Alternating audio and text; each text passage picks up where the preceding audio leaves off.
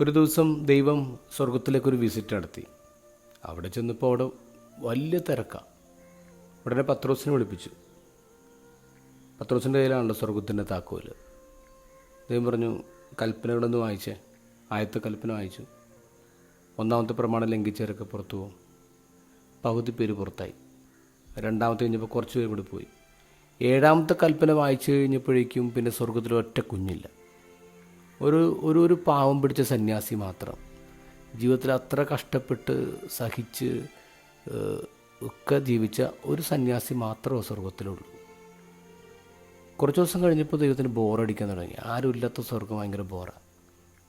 ദൈവം തീരുമാനം മാറ്റി. പത്രോസിനോട് പറഞ്ഞു വിട്ടതൊക്കെ തിരിച്ചെടുക്കുക. വീണ്ടും സ്വർഗത്തിൽ തിരക്കായി. ആ സമയത്ത് അത്ര ദിവസം ഒന്നും മിണ്ടാതിരുന്ന പാവം പിടിച്ച സന്യാസി ഒച്ചെടുത്ത് അയാൾ പറഞ്ഞു, ദൈവമേ, ഒരുമാതിരി പണി കാണിക്കരുത്. ഇത് നേരത്തെ പറഞ്ഞിരുന്നെങ്കിലേ ഞാൻ ഇത്ര കഷ്ടപ്പെട്ട് ഈ ഭൂമി ജീവിക്കുമായിരുന്നു. ഇന്നത്തെ സുവിശേഷത്തിലെ മൂത്ത പുത്രൻ്റെ ടൈപ്പാണ് ഈ സന്യാസി. ഇളയ മകൻ വീട് വിട്ടിറങ്ങിയപ്പോൾ അവൻ്റെയും കൂടി പണിയെടുത്ത് അപ്പൻ്റെ കൂടെ നിന്ന് വിശ്വസ്തത കാണിച്ചവനാണ് ഈ മൂത്തപുത്രൻ. പക്ഷേ അപ്പനോട് അവൻ കാണിച്ചതൊക്കെ അവൻ ഡിഫൈൻ ചെയ്ത് എങ്ങനെയാണ്? എത്ര വർഷമായി ഞാൻ നിനക്ക് ദാസ്യപ്പണി ചെയ്യുന്നു. അപ്പം അപ്പനും മോനും തമ്മിലുള്ള ബന്ധം എന്താ?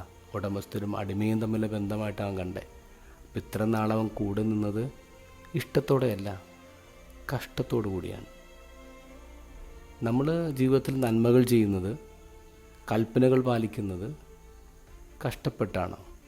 അല്ലെങ്കിൽ സ്വാഭാവികമായിട്ട് നമ്മുടെ അപ്പനോട് തോന്നിയൊരു ഇഷ്ടം കൊണ്ടാണോ?